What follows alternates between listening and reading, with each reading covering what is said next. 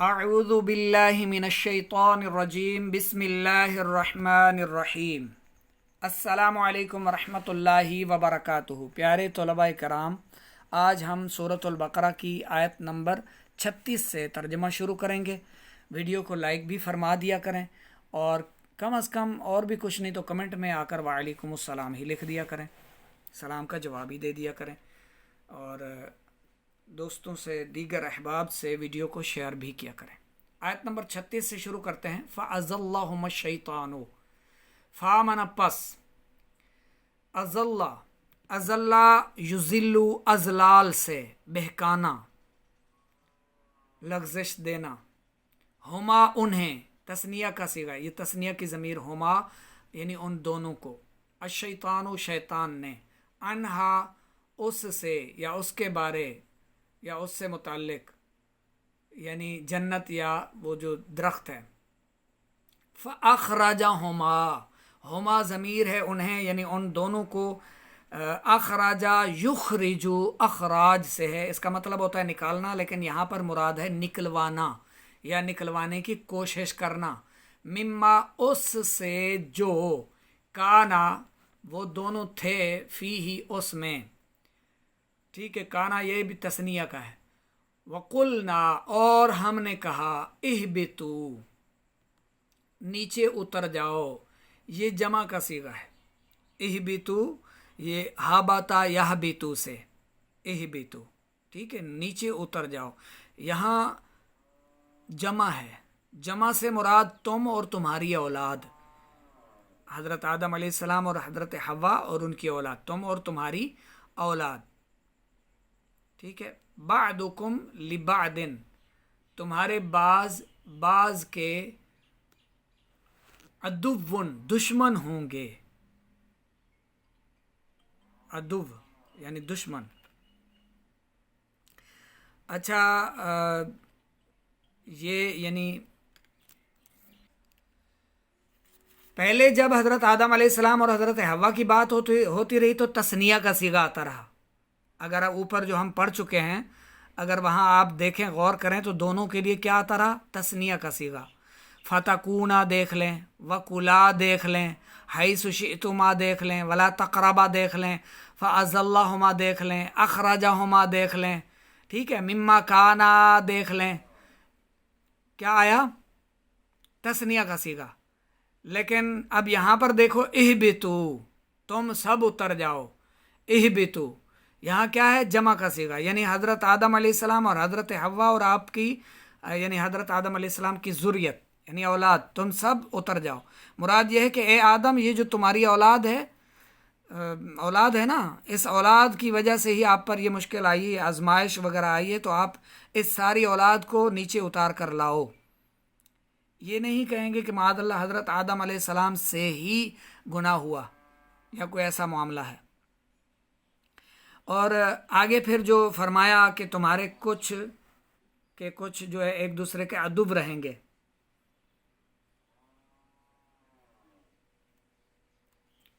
तो आगे बढ़ते हैं।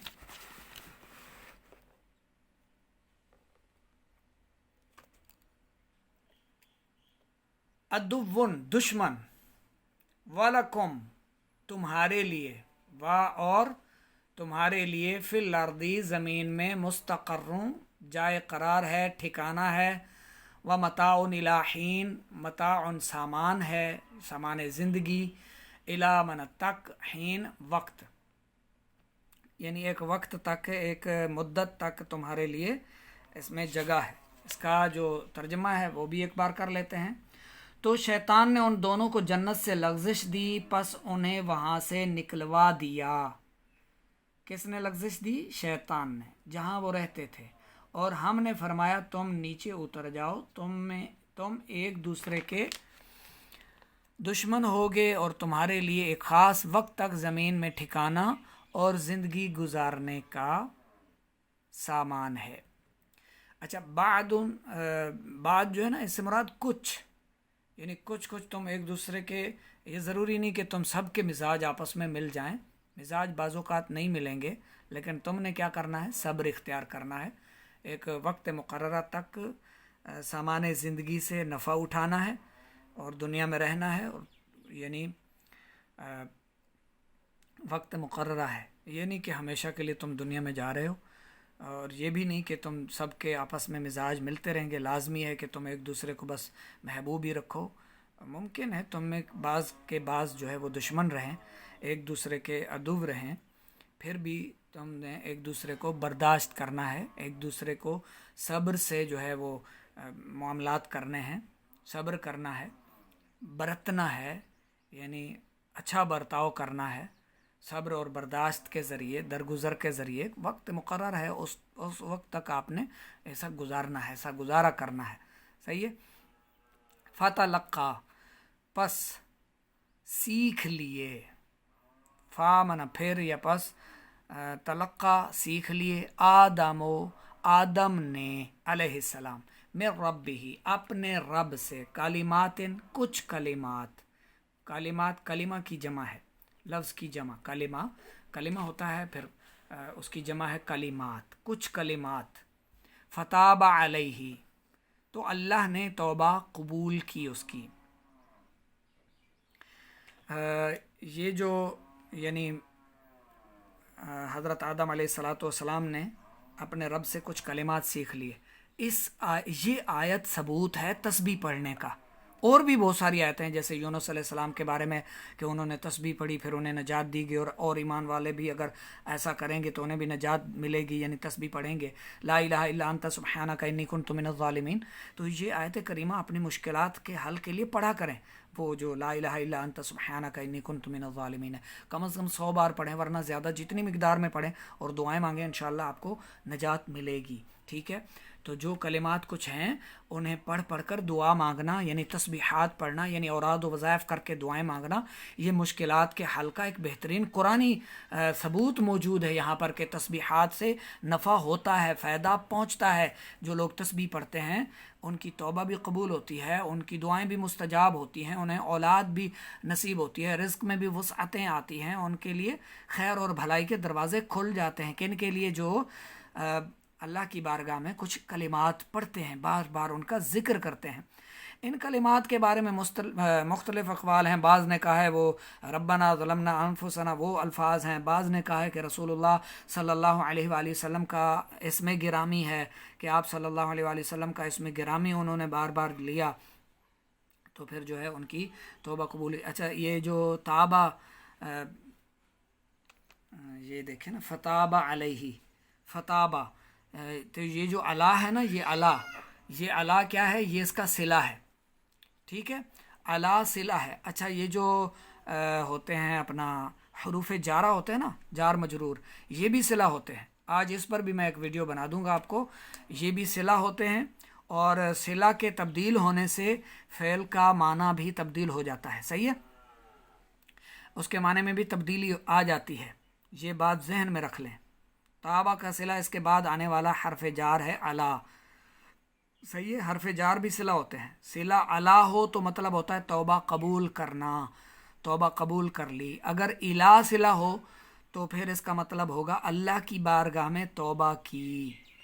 तो यहाँ अला है, अला, इससे मुराद ये नहीं कि अल्लाह की बारगाह में तौबा की, बल्कि इससे मुराद है कि अल्लाह ने तौबा कबूल फरमाई, अल्लाह ने तौबा कबूल फरमाई।